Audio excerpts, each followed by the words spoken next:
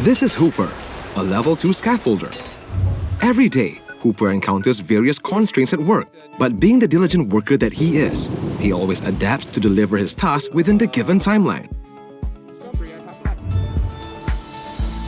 Risky, the client-side supervisor, informs HooPer that this unit requires a different configuration.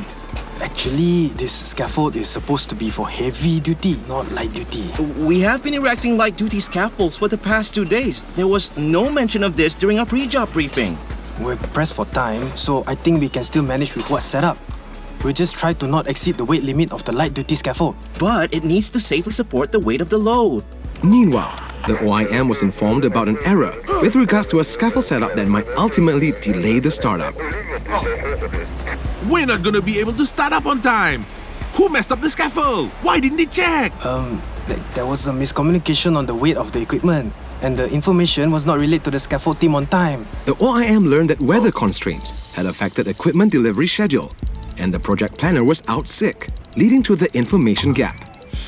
I was so sure that the contractor made a mistake that I didn't think to ask first and find out what had actually happened. He quickly changes his tone, rephrasing his questions to focus on finding a solution.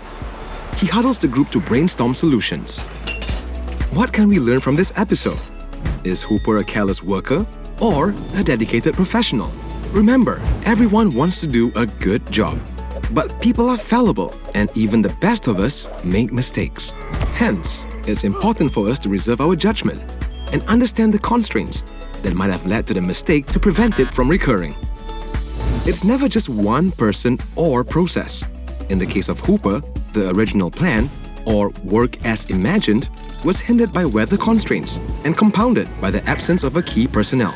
Therefore, it's important to identify and build defenses against the various situational factors. How we respond matters. We might not realize it, but our choice of words, tone, and body language can make a difference between learning together and destroying trust. Be mindful of cognitive bias. If other people make mistakes, it's easy for us to think that it's because they're careless or incompetent. But if we or people close to us make the same mistake, then there's a good reason for it.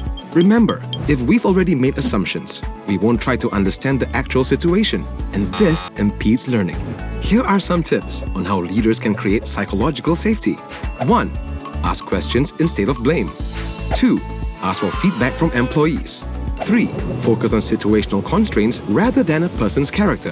4. Thank people for speaking up, bringing up bad news or challenging issues. 5. When mistakes occur, focus on the potential for learning. That's it for today. More on work as imagined versus work as done in the next episode.